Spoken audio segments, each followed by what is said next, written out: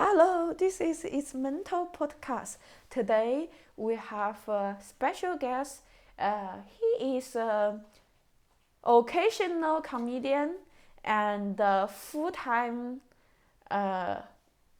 Software engineer. software engineer. I wanted to make a joke there and it didn't come out. Yeah. I was thinking about maybe someone say like curly wig, like curly hair or something like that. But I failed there. So Franco is a software engineer and he is also he was very mentally sick. Yes. So he had lots of issues. So today we are going to have a conversation and see what his problem are. Nice. Hello. I'm glad to be here. So should I present myself a bit? Or? Yeah, sure. Well, Moni already presented me, but yeah. Okay, so where are you from? Yeah, I'm from Argentina, but not from Buenos Aires. Mm-hmm. So Buenos Aires is like the main capital. It's kind of like first world country. Uh-huh. I'm from Córdoba. It's like the shitty place. Okay. So, yeah. So you want to emphasize that you are from shitty place. Yeah, because otherwise sometimes people are like, oh, but Buenos Aires is not bad, or Argentina is not bad, and they only know Buenos Aires, and then it's like, yeah, sure, Buenos Aires is not that bad. Uh-huh. Yeah. Okay, so what brought you to Berlin? Work.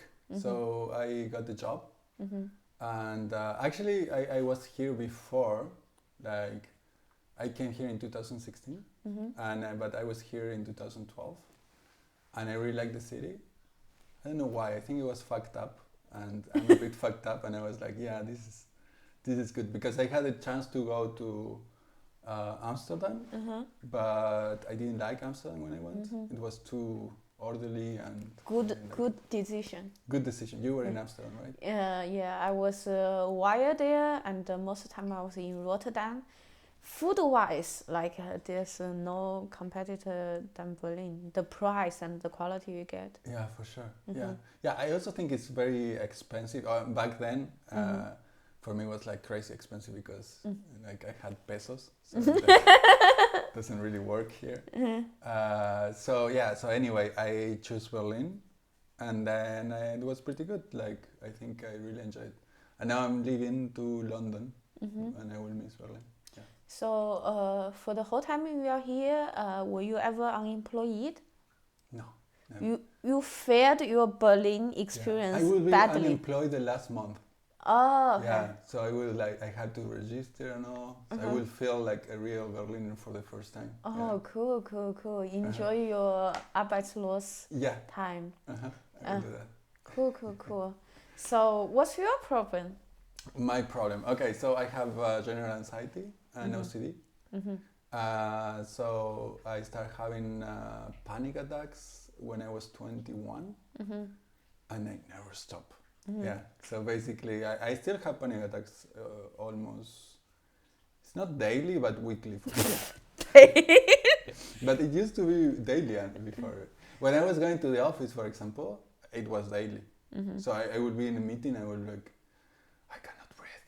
And then I would start having a panic attack, and then it will go away, and then repeat the next day.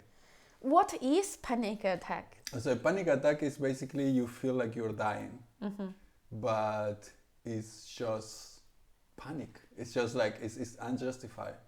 So in my case, it's like I feel like I cannot breathe, and my heart rate is high and all of that. And because I have OCD, it's like I get this thought of like I'm going to die, and then this repeats 10,000 times a second. So it's very hard. Yeah, and I was taking medications for a while for that, which helped me to relax. But then I stopped last year. How long a panic attack lasts? Just like, it depends on the case, but I think in general, in my case, it's like maybe a minute. A minute? Maybe 5 minutes stop. Okay. Yeah, so when I started happening, it was a bit more. It was more like 5 to 10 minutes sometimes. It was really bad. But now I would say that it's like, it could be like up to 5 minutes, but not more than that. And during the 1 minute, would people see that you are not behaving normal? Or? So some people do, I mean, people who don't know that I have this, probably not, because people react weird all the time. So we do weird things, right? And we are very like doing things. But once people know that I have anxiety and stuff, they notice when I'm anxious. So, for example, I used to.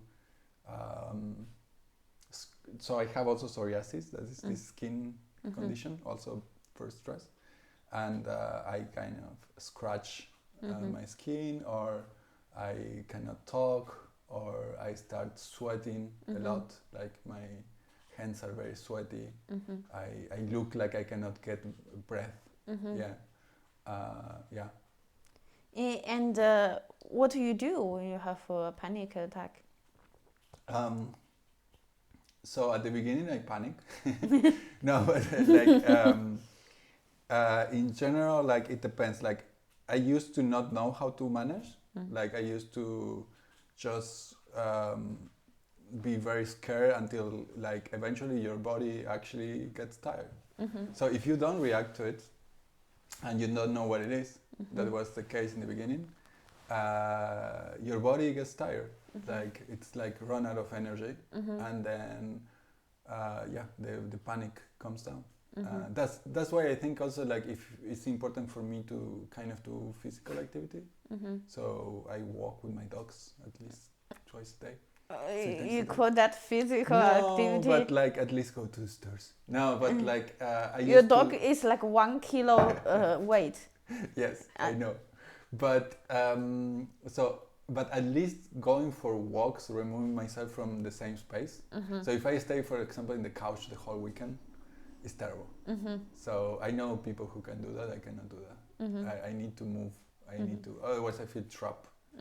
And then I try to do some exercise, although I kind of fail lately with that. Yeah, and I'm more anxious because of it. And since when you start to have anxiety at all? So I was always anxious, but I think I didn't know what it was. And I started having my big panic attacks when I was 21. I was in university and I didn't kind of sleep. I mean, I slept, but like probably like 4 hours a day or 3 hours a day for like a week because I was with the finals. And then my brain started reacting crazy, and then I started having panic attacks, and then I had to drop of school and everything. And then I had so the problem was like, well, in Argentina, at least in my town, nobody knew what the panic attack was back then. So they say, oh yeah, maybe it's your heart or whatever. And then you panic more. And then they tell you, I mean, when I keep going to the doctor, right? And they are like, yeah, you don't have anything. So stop coming here. Just get over it. You're young, you're healthy, just stop it. You know, it was like this type of, it's like old school type of thing. And and then I was without treatment for at least 4 years. And that was terrible. It happens every day? Yeah. So 4 years without treatment happens every day. So I stopped doing things. So I get very, how it's called, when you cannot leave your place? Depressed? Agoraphobic. Oh, okay. Yeah, depressed, of course. But also agoraphobic, like I couldn't like leave my house.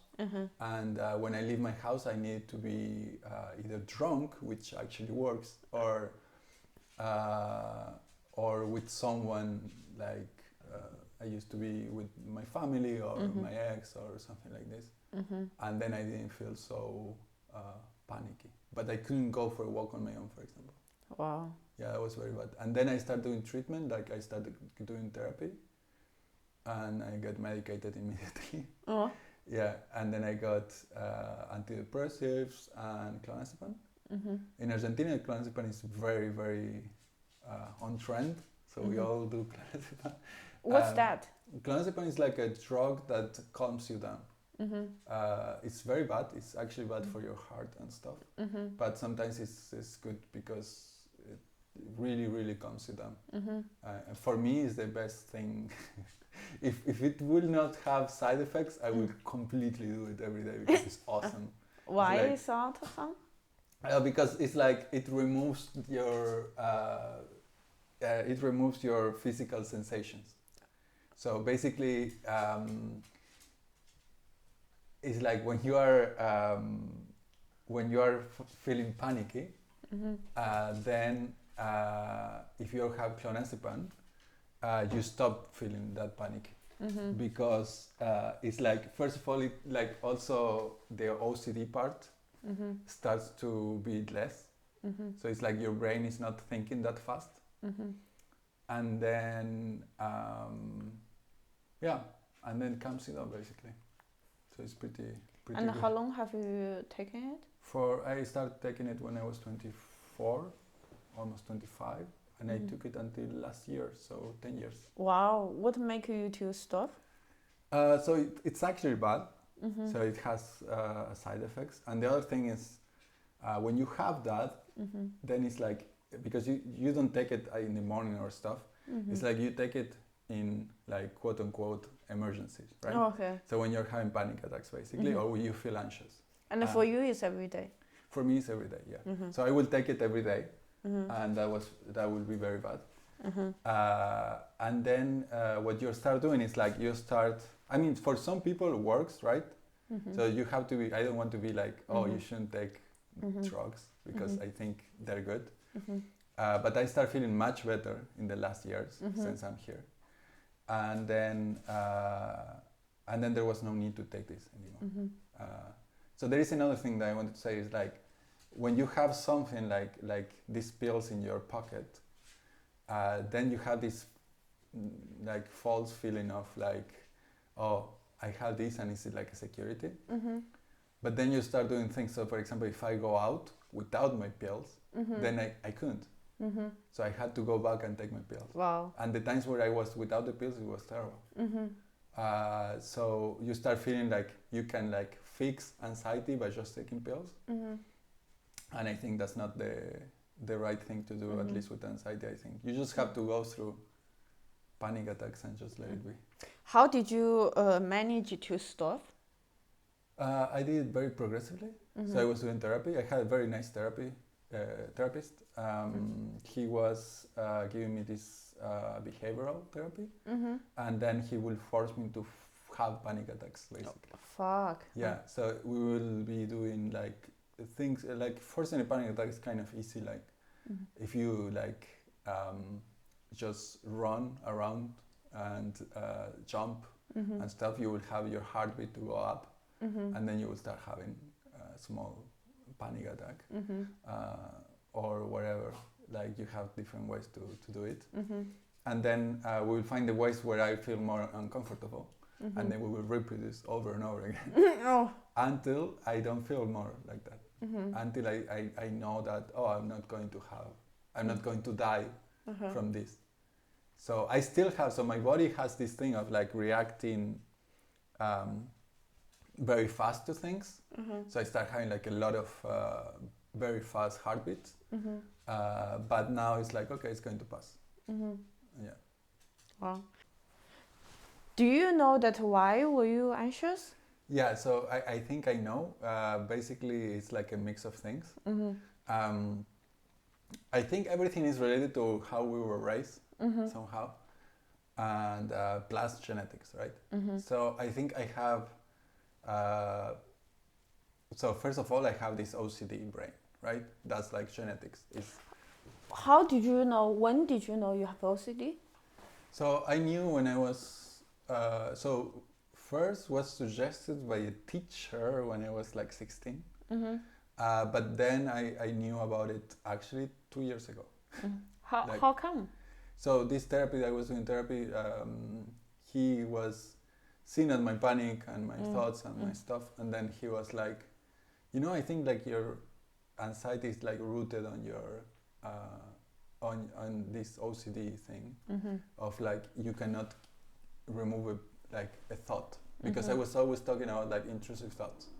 That means like your brain telling you like, oh, probably you should have a panic attack now. Probably you should jump from that bridge, for example. I was very scared. Really? Walking on bridges, right? And then I was so scared, like I was walking on a bridge And then from the beginning to the end, I would start panicking. And in the middle, I would panic so much that my vision would be blurry until I end the bridge. Because I would be thinking like, I will be imagining how it will be to jump in the bridge and stuff like this. But were you suicidal? No, I don't think so. So because I don't want to, I never wanted to kill myself. You never? No. Wow. Neither I wanted to, because I'm like deadly scared sounds bad, but like I'm really scared of that. That's, if you ask me why I'm anxious, I think that's a big case. And and then I never have, but I was thinking, what if I will do that? Because it was like in my brain, like these intrusive thoughts are like, yeah, I mean, you could do it, like when you're waiting for the U-Bahn, it's like, well, you could jump now, and then it's like this idea of like, yeah, I could do it, and I will lose control. Those are all like OCD thoughts, and they never, like, they keep going back, and then you are afraid of those thoughts. That means like your brain, because your brain learns from fear more than from success, because that's how we evolve, right? So your brain really like solidifies those like connections in your brain, right? And then now it's very difficult. Like it's like you're walking, and then you cannot hear anything else because your brain is thinking about those things. Yeah. So your anxiety is like running in loops. Yeah. Like Yeah. And how do you still have anxiety? If I still have anxiety? Yeah. Yeah, sure. I was anxious now before coming here, for example. I almost had a panic attack in the... Why was it? I was taking an Uber because I was late. And why? And then what happens sometimes in the Uber is, or wherever place that is closed, it's like, oh, I cannot leave this place now. What if I want to leave now? I had to say to the guy that I had to stop, and no, and then all those thoughts like, oh no, but we're in the middle of traffic and I cannot leave and I'm trapped, and then when I'm thinking like this, it's like my body thinks that there is actually danger, and then I'm like sweating and my heart rate is high and stuff, and then I had to say like, stop it. Do you do yoga? No, I don't do yoga, but I do meditation. Yeah.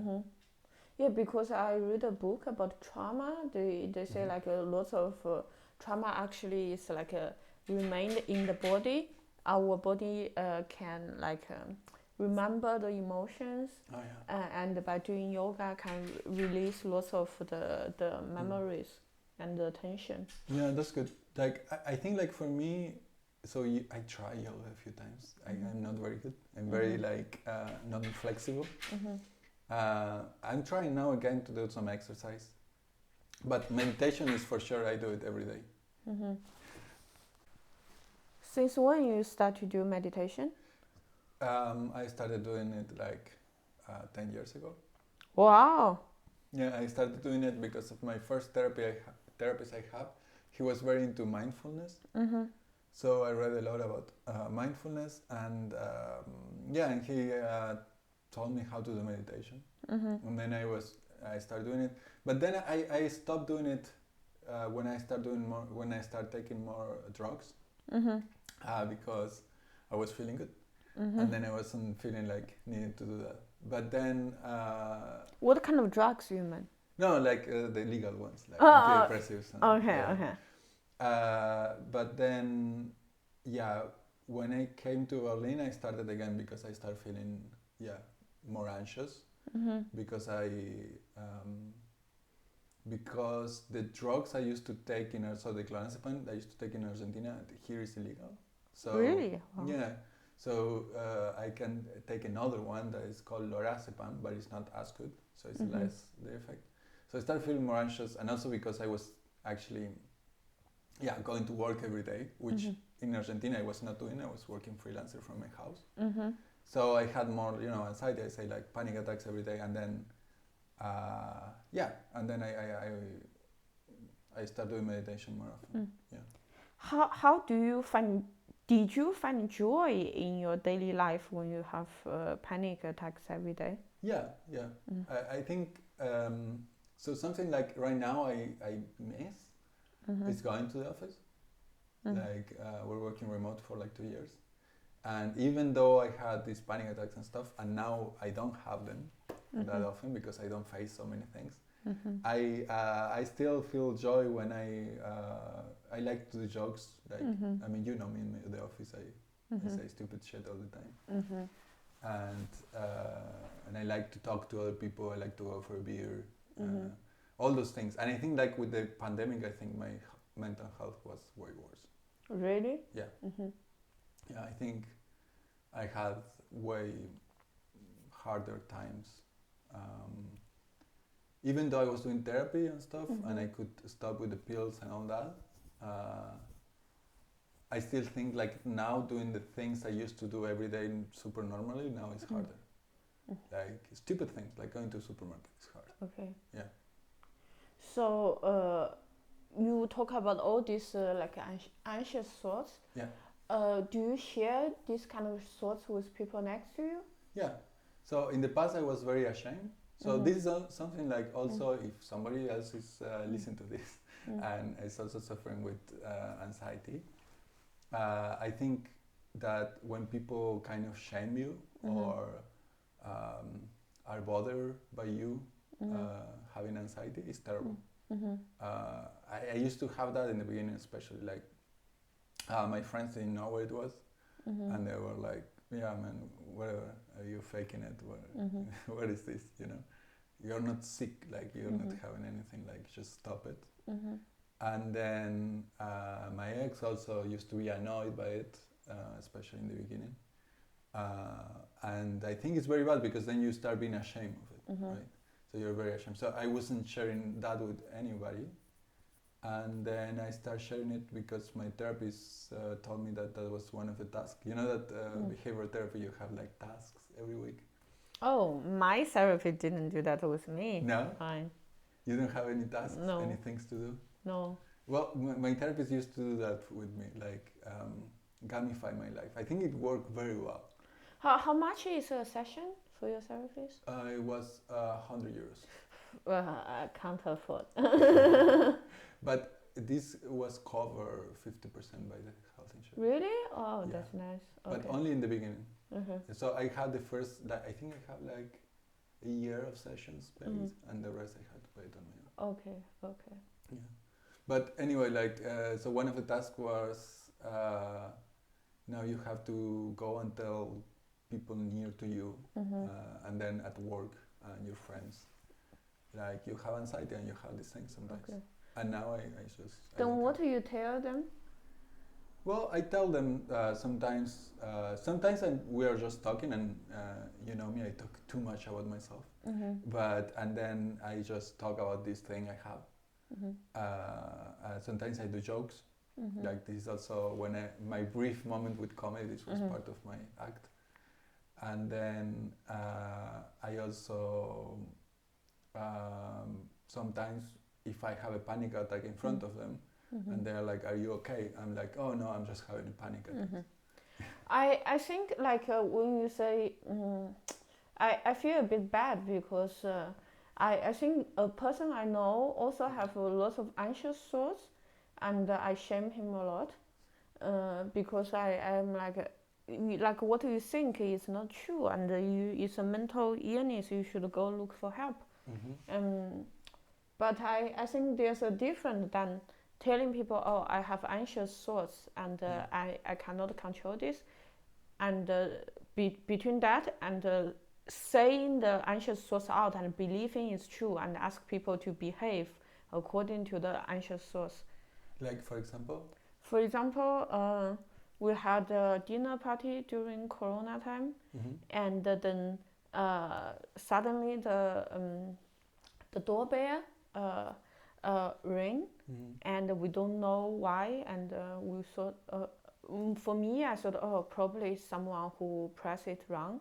Then one of the guys started to say, oh, maybe it's police, shall we hide?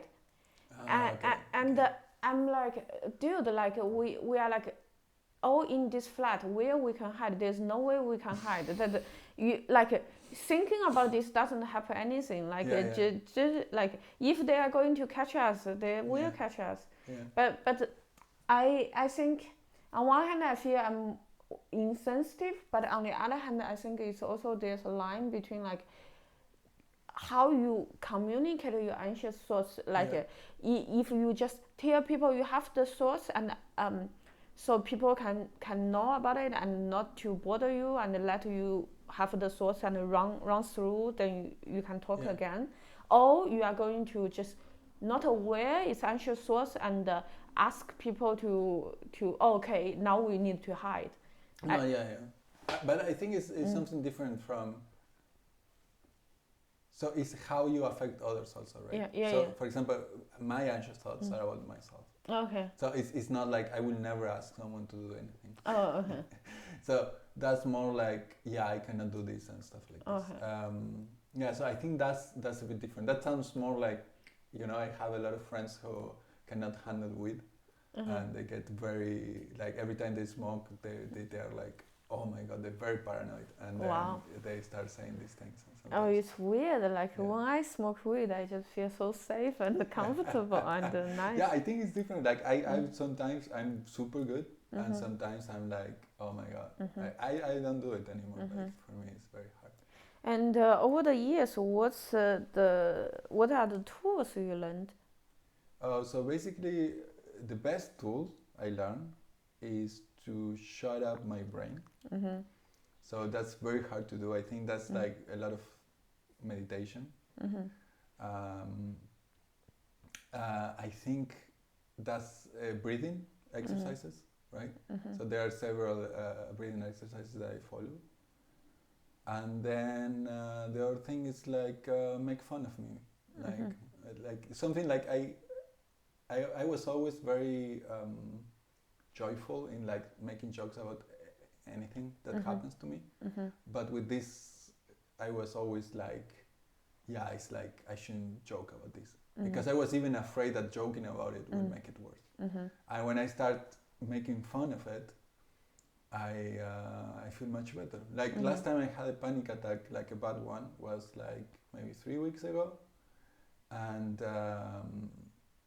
then this show, like this special Inside, and there is a part of that he's thinking like I'm feeling bad, and then he starts singing very. I feel like my heart starts bumping, and I feel I'm going to die. Well, that song, I have it in my brain, and then every time I'm having panic, I have that song and it makes me laugh, and then it just goes.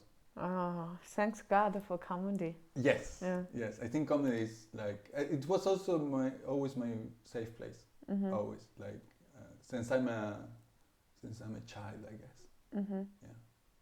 I want to talk about a conversation we had before. You said, what was it? Like your dad show you how to drink whiskey? Yes, of course. And could you describe the situation? The situation, yes. So I was turning 17, right? And I was like officially almost a man. And I told my father before, maybe a few weeks before that, I was smoking. And he used to smoke also. And we used to have a room in the house where he would go at night and spend the night working, smoking, and drinking whiskey. Working on what? Smoking and drinking whiskey. But what's his work? You say working. Working. Yes, he's a teacher. So he will be like correcting things. Nothing major. Like it's like they have all these tests and he has to So, but when I turned 17, like he bring me like a pack of cigarettes, and he's like, okay, here you have a pack of cigarettes. You can smoke, and here you have a glass of whiskey, and you're a man now, and life is hard, and this is what we do to go through it. We drink. And I was like, we don't show our partners how do we feel? He told you? Yeah. Back then, my father was very like a weird person. I think even if I talk to him about this today, he will either deny it or don't remember that happened. And yeah, because he was in a bad place back then. And then and he told me that it was very funny. Like, this is how we do life, you know. This is hard. Life is hard. And I mean, he was not wrong, but not that right either. Yeah. Oh, wow. So he told you to not talk about your emotions. Yes. That was the way. Then he changed. It was very weird because he was this dude, you know. And he will drink and smoke and like talk about shit and like eating steak. Yeah, eating steak, eating a lot. Like my father is like 120 kilos. It's like eating and like smoking and working all day. But then he had almost a heart attack, and then he started changing so much. Doing yoga. He started doing yoga. Really? Yeah. Wow. He started doing Reiki. Wow. He stopped working. He had 2 jobs, one in the morning and one in the afternoon. He dropped the afternoon job and he started being a Reiki teacher. Wow. Yeah. So now he's this guy who's dressed with like in white or stuff, doing massages and Reiki and preparing like micro doses of I don't know something and talking all the time about how to heal yourself. Yeah. Did he turn gay? No, not that I'm aware. But bisexual? I have no idea, but I don't think so. He didn't improve that much his physique, so I don't think so. But so I don't think he was searching for sexual partners. But but he changed so much, and now it's like work is not that important, stuff like this, you know. But it was very weird, seeing that change. Wow, what's your relationship with him now? I mean, it's okay. Like we text, we don't talk. How often you text? How often you text? I guess like weekly. Wow. Yeah. Sometimes in some weeks they text me almost every day. Wow. Like, how are you and stuff like this. And send me pictures of my brothers and my siblings and but in general it's like once a week, twice a week top, and we don't talk really. Like maybe we talk once every 3 months or something like this. Maybe for my birthday or something like that. Not much else. Yeah. So do you think you grew up with alcoholic parents? So my mother, no, for sure not. My father, yes. I think not completely alcoholic, but he will drink every day, and he will get drunk on the weekends. So even when I turned already, I don't know, 17 or 18, we will get drunk every weekend. So that's you get drunk together? Yeah. Like in Argentina, you do this thing we call asado, it's like barbecue, and then it's like you do the meat very slowly. And it takes like, I don't know, 4 hours or something like this. Oh, why? Yeah, because you do it with very little fire. And then it goes very, very slow. So it's very tasty, but it takes like 4 hours. In the meantime, you're already eating something and drinking. So when you finish, everyone is drunk. Yeah. Oh. Yeah, but it's funny. Like he was much funnier when he was drunk. What's your relationship with alcohol? I'm drinking a beer right now, but it's a non-alcoholic. It's alcohol-free. Really? Wow. Proud. Yeah, #proud. I think in the past, when I was more anxious, I had issues. So I was also drinking every day. Even now, I think during the pandemic, I got into drinking, I don't know if every day, but almost. But like not much. So I will drink like a glass of wine or something like this, or 1 beer. So I will not get wasted. But before the pandemic, I would love to go to bars and I will drink.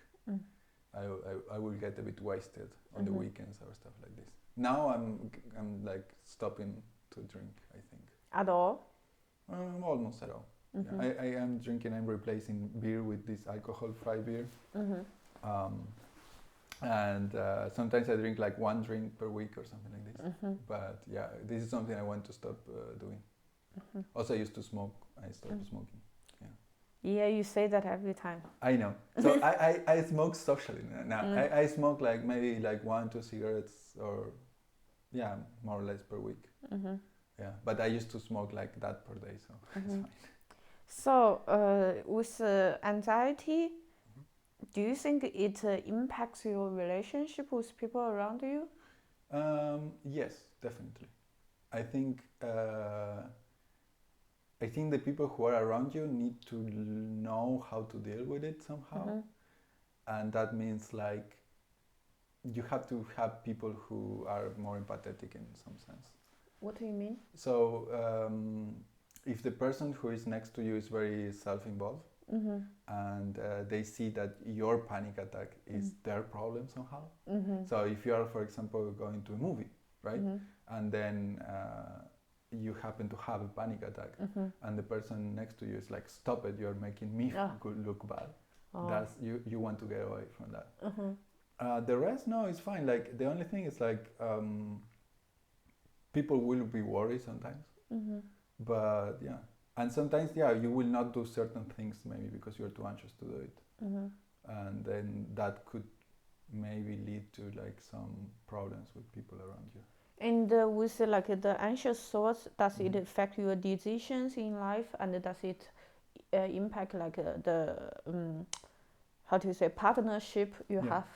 Yeah, so I think in the past was a very negative impact because I was always choosing according to my anxiety. So I will not go somewhere, I will not take certain job, or I will not do something because I was too afraid to change. Or to face a panic attack.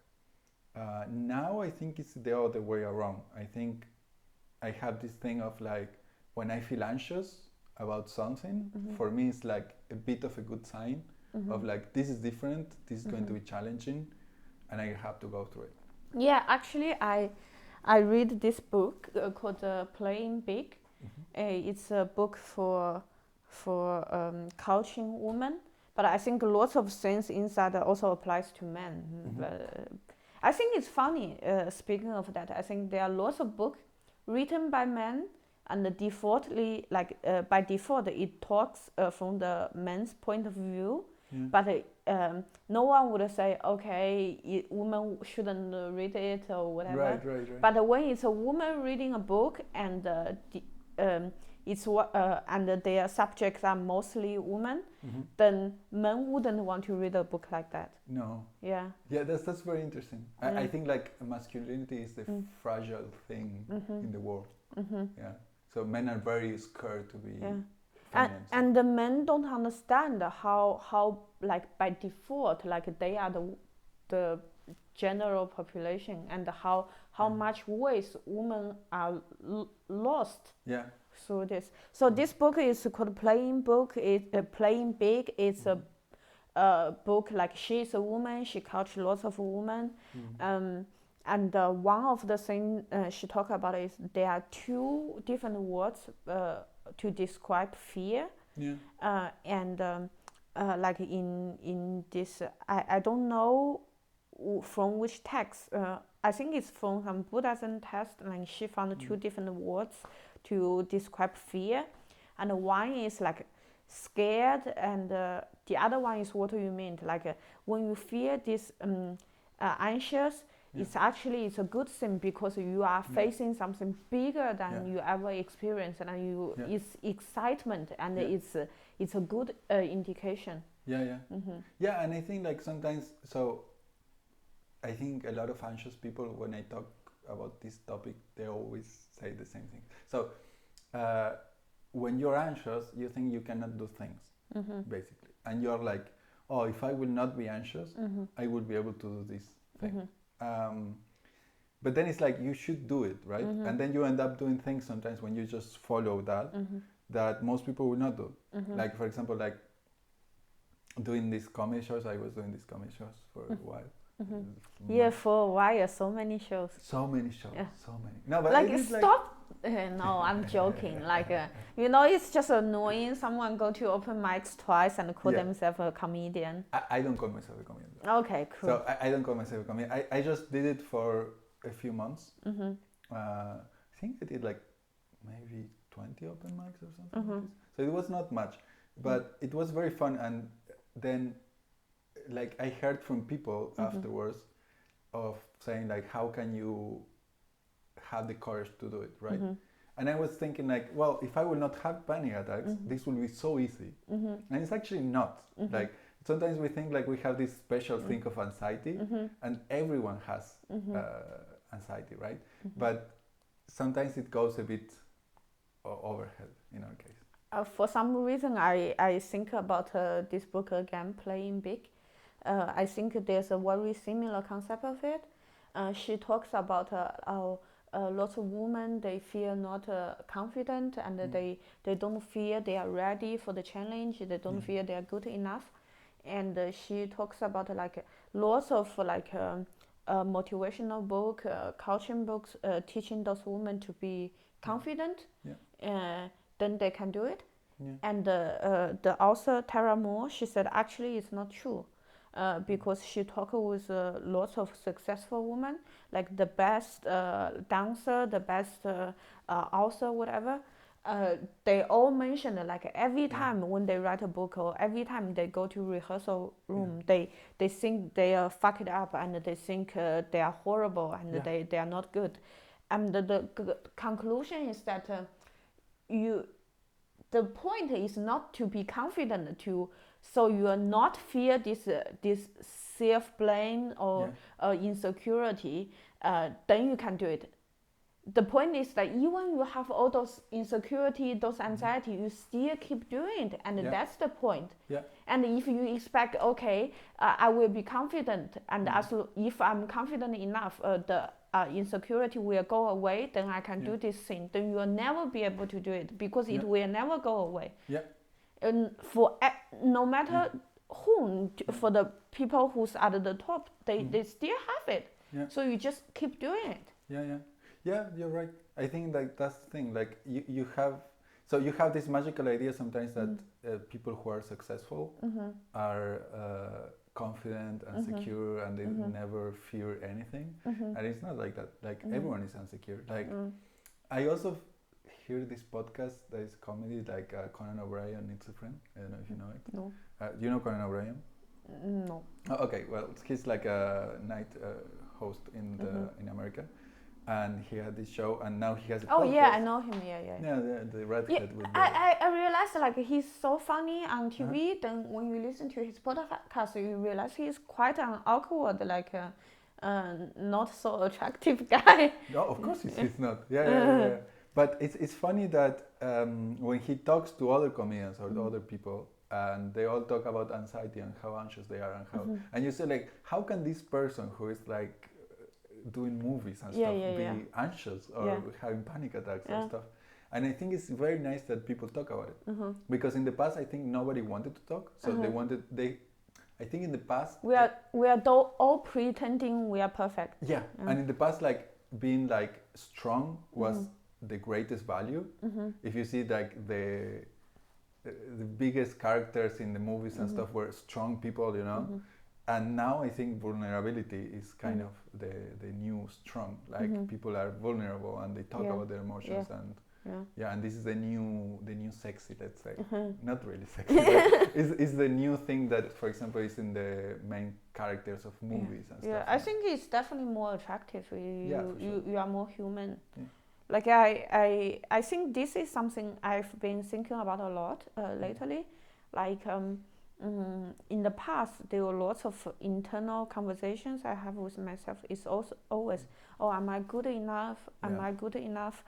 And now, I think the book I actually Playing Big, I didn't even finish it, but for some reason it keeps coming up in my mind. I think one thing she talked about really inspired me.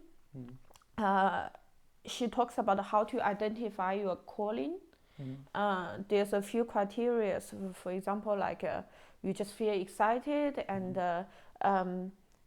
I forgot most of it. But a few really interesting criteria she mentioned is that you fear that you are not good enough for it.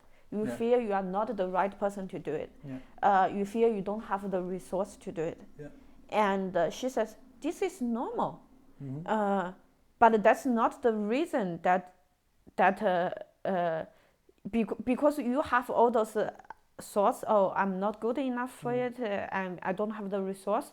And then your conclusion is, oh, I am not going to do it. I'm not for it. I'm not good enough. But her conclusion is that actually this is the reason why you need to do it, because you become the person, you get the resource while doing your calling, you grow into it, and you won't be that person before you do it. And this is something really make me think a lot lately, because I, like, in the past, in my career and in my life, I always ask, oh, am I good enough? Am I good enough? Now with this in mind, I'm start to have less insecurity, because I realize, okay, I don't have those skills. It's normal. I will learn it, and it's by doing it I will become better. And then I think now my mindset changed a lot. I realize lots of things. In the past, I want to, before I do something, I want to make a decision to judge myself if I'm worthy enough. And now my mindset is more about, oh, if I believe in one thing, I want this thing, I want it like badly enough, and I really, really make myself to believe it will happen, then it will happen. And I think it's very true. And but I feel it's very hard to really believe in it. It's really hard. I think it also depends where are you in life. So, for example, like I think like sometimes you have to have a long-term plan for some stuff. And I think that's something that, because we're living in a society where everything has to be now, and we have this idea of like only young, beautiful people can succeed, and everything has to be fast. And we only talk about these cases of like big companies who were like, for example, done in like 2 years or whatever. But it's never like that. It's like it takes years, and everything takes years. And if you really like something and you're not good at it, let's say like you want to play the piano, you cannot be like naturally good in general, right? Some people will, but in general you will not, right? But if you practice every day for an hour, in like 2-3 years, you're going to be great. So I think like this idea of like doing small things for your future self is really important. And having this idea of like, oh, so for example, you want to live out of comedy, right, full time. So if you're doing a lot of things now, so if you keep doing those things, right, eventually you will be able to do this, because you are investing in yourself, in your future, and we were talking before about this 80-20 rule, right? So and you have to go into your strong things, invest. There is one book that is called The Startup of You, of course, because I'm from tech, but it talks about how can you, so startups is like basically take one idea, right, and grow it, and then start doing the rest. I think we also should be like more like, okay, what do I like to do, and what I'm good doing, because sometimes you like to do something, but you are really not good at that, and even if you try, sometimes you're not going to be professionally. For example, I will never be like a professional runner if I want to try now, right?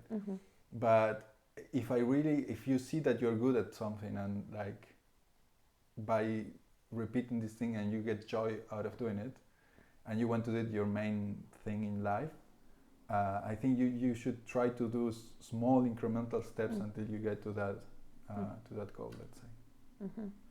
I think there's a difference between long-term goal and invest if because like let's say it in this way. For example, if my goal is to be a like successful comedian, like a stand-up comedian, then I would do only stand-up related stuff, and I will be very focused. Okay. But I think my philosophy is that I wouldn't look at like 10 years or 5 years what I want to be. I don't want to define a goal. Yeah. But every day I ask myself like what makes me happy and what interests me and what I can see that I'm like reactive to it. Like there are some things you learn, like you can see that you are just not getting the hang of it, and you spend a lot of time, you get very little results. But there are something like you see that you really get the trick very fast and you improve really fast.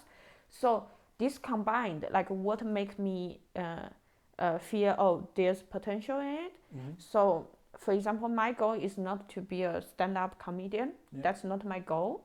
But my plan is to be as creative as possible.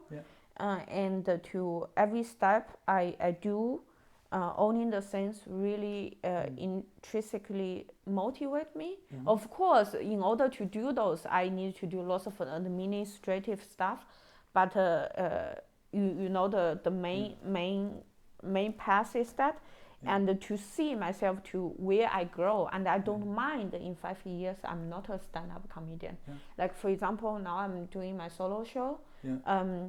I have story, like I have my voice to tell, and while doing it I realized stand-up comedy is not the best outlet to express my voice. And so for my solo show it will not really be stand-up comedy, it will be more like a theater, like a storytelling, and I don't mind about it. By the way, I think those are the best shows. So the people who do stand-up, in quotes, and they do other things, I think, like Bob Burnham, for example, if you like his shows, it's not like stand-up.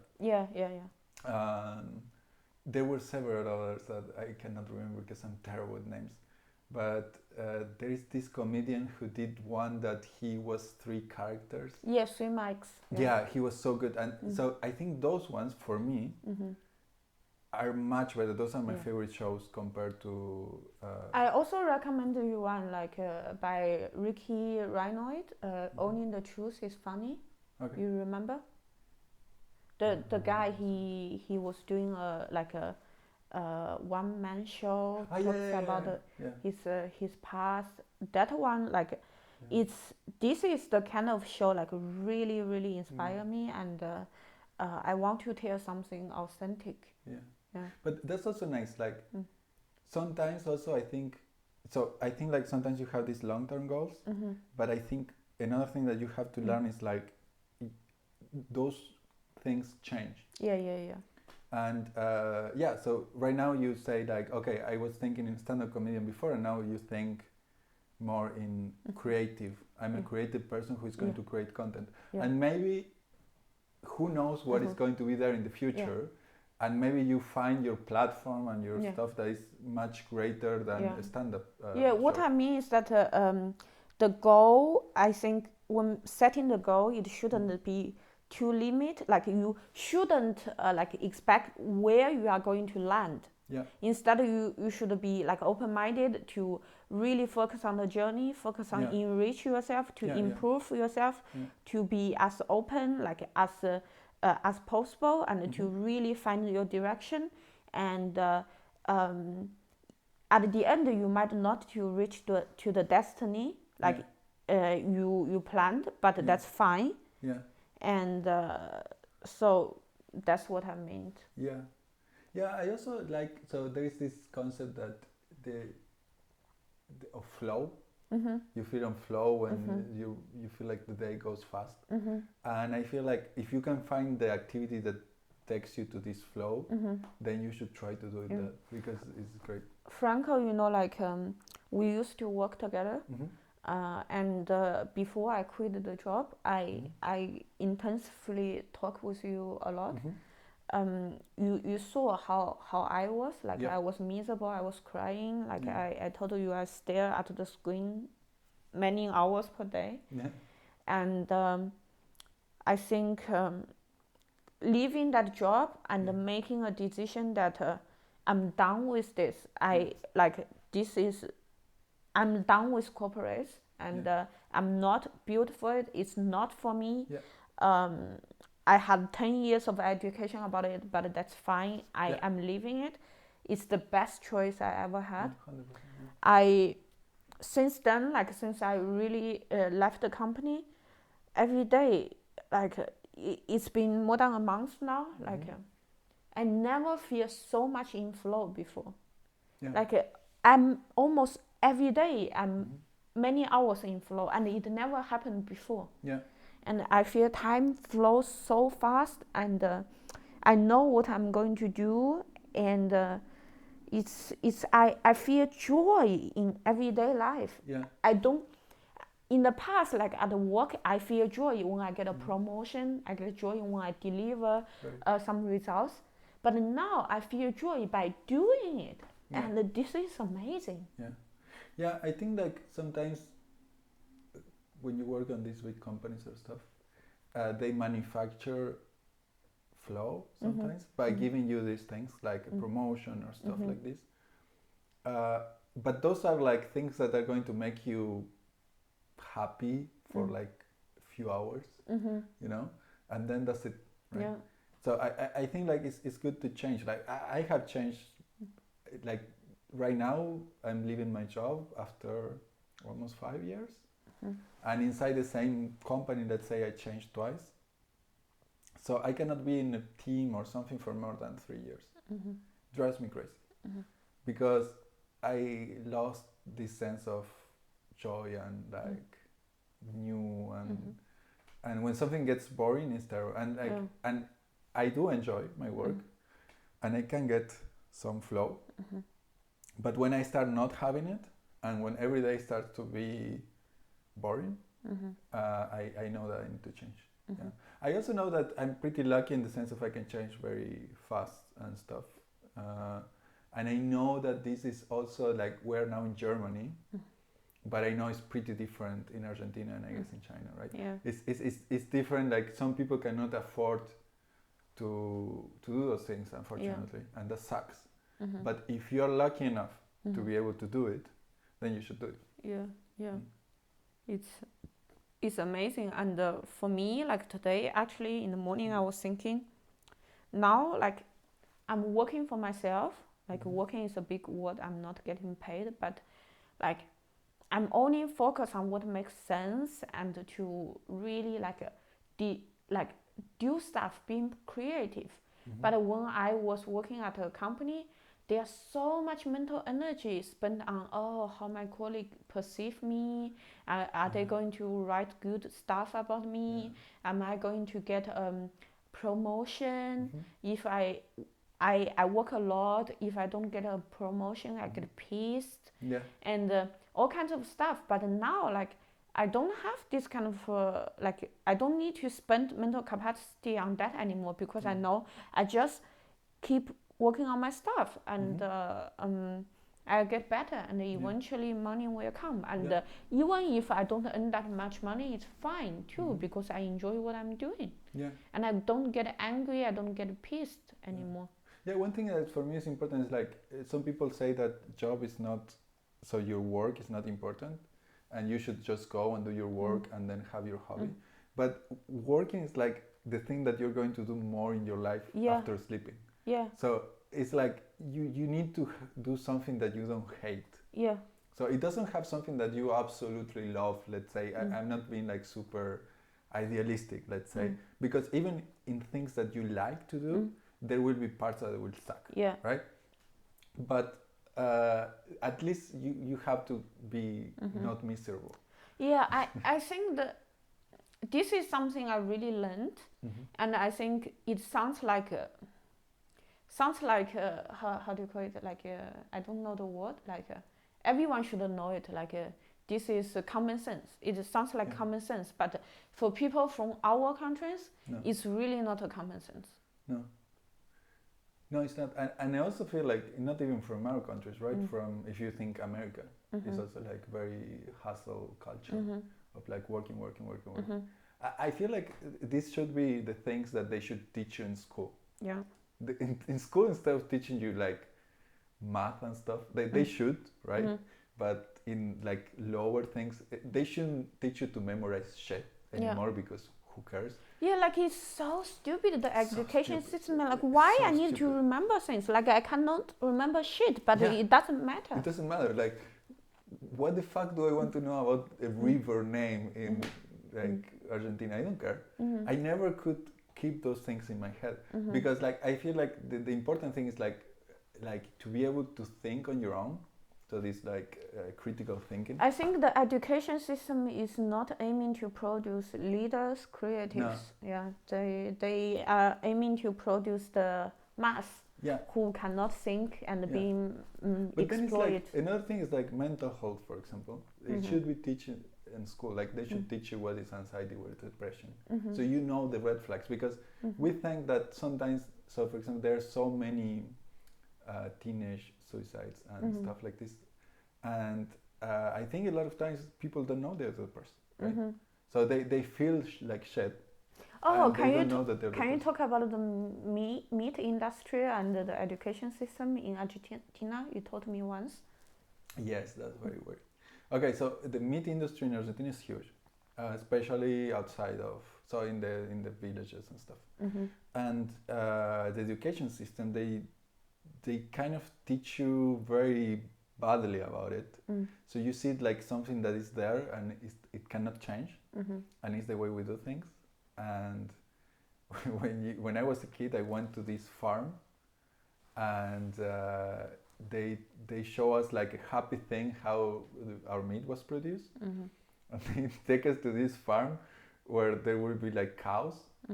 And when we were like, oh yeah, so nice cows, and then the cows were not like just running free. No, they were like one on top of each other. It was awful. And then there was a place where they killed the cows, and we didn't went to the place where they killed the cows, but you can see the people going with the dead cows walking. And how old was you? I was 8. And was it a standard thing in Argentina? Yeah, it was standard. And why they do that? So they do it because they want you to, let's say, not think that that's like terrible, and they want you to normalize it, right?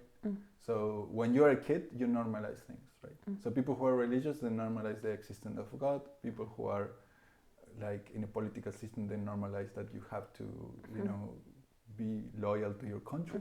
And in this case, they normalize that you have to eat meat and kill animals. Yeah, it's crazy. Today I was thinking, you know, like in China, in those restaurants, like in front of the restaurant, they have a cage and they have like animals in it, and you just pick the animal and they kill it for you.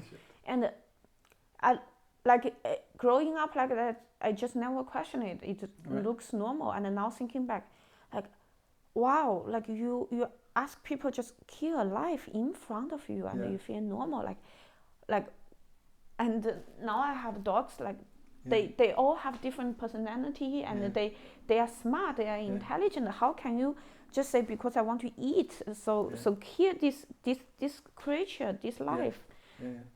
It's hard to believe. And you know, like I watched this movie. What's the name? I forgot. It's directed by the same director of Parasite. Okay. So he made a movie like it's about like a giant pig, and Orca. Yeah, Orca. Yeah. And basically, it's the same in real life, like the butcher house and everything. But people don't think that way. No. And I think like they even, so for example, I don't know how it's in your language, but in Spanish and in English, like they choose different names for the meat, right? So for example, like you call it steak instead of a cow, right? You don't go and say like I want a cow, or like it's so weird. Like you say pork when you want to eat it, but it's a pig, right? So you don't say I'm going to eat a pig, you know. And then people get so upset. Like this is something that for me is a red flag. Every time someone gets upset because you are saying something that it doesn't have anything to do with them. So for example, if you say like, no, I don't think we should eat animals. I think that is not good. And if someone gets very upset, then that's probably a dogma. A dogma in society that everybody believes it and nobody wants to talk about it. You know, like Ori, the other comedian, when I turned vegan, we had a talk. He told me like human beings are really doing like a really crazy shit. Like now, if you think about it, it's really just like concentration camp. You have those creatures like they are intelligent. They have feelings. They have emotions. You cage them, and you take them away from their family, their tribe, and they live like brain dead, without able to like have no joy in life. Then you kill them for their meat. It's just like a concentration camp. And then this summer I had a talk with a friend in France, and I just like mentioned this. And then she got so upset and so angry. She's like, you cannot say things like this. How can you say things like this? This is different. And I was like, no, it's not different. Like humans are lives and animals are lives. Who gives you the like rights to cage them and to take away their joy? And then they get so angry. I'm like, shouldn't like animals be like what rights you have to get so angry? You are actually, this is just the reality. Because they don't want to admit that. So they feel, so I really respect much more the person who is like, I don't fucking care. Like, because it's like, at least you know. But if you're so upset about it, and then the other thing that I found weird is like, so it's okay, like people eating meat, even like they're eating chicken and stuff. And then we're talking about, for example, in Poland, there is this forest where there are deers, and there is like a hunting season. And people can go and hunt, and this is the way they control the population, right? Actually, I learned from vegan education, I realized this is actually, it's not really a good excuse, because lots of people who eat meat, they say, oh, I eat this like this type of meat. It's not bad for the environment because it's important for the population control. But they need humans to control the population because humans killed all the wolves. Of course, yes, 100%. Yes, but let's say, my point was like, and then people who are eating chicken, for example, they say like, that's such a terrible thing to do. I will never be able to hunt. I think that's like a terrible thing, like poor deers. And it's like, actually, if you compare, the deer had kind of a nice life in the forest running, and then it was killed by a predator. The chicken was raised on a cage, had a terrible life, and also like, because in Argentina you can see these chickens and stuff sometimes because they are produced there. They're not normal chickens. They're like this monstrous thing of like full of meat that they cannot live more than certain time because they cannot support their organs will fail. So it's like this weird genetic modified things, and it's terrible. I think like if people eat meat, I have way more respect for those people who hunt their own meat, because you understand the relationship, like what it means to have this meat, and you need to suffer from assuming they are not a psychopath. You need to suffer this kind of like pain, you see this animal's pain, you need to feel the unpleasant part of eating that meat. Then someone order a chicken, like the chicken was totally abused and brain dead, and then they can buy like, I don't know, a McDonald's burger or like a doner or whatever, and they just throw half in the floor. And it's like such a lack of respect. This is something like for me in Germany is terrible. Like the lack of respect of food and like like I think if you eat meat, I think lots of like vegetarian meat argument is very funny for myself also, because like I'm totally on the other side just a few years back, so I feel it's not about those people who eat meat, who eat like a cheap chicken, they are bad people. It's really a process, and everyone has their own journey, own timing. I had this argument with this friend in France. I think it's very interesting. It's like when we had this argument, I really can see her, like myself in her, and I see like how she's lying. For example, like she said, "Oh, I only eat meat twice per week, and I eat from a good source and like a really expensive place. I can trust their source." And I know she's lying. Why I know she's lying?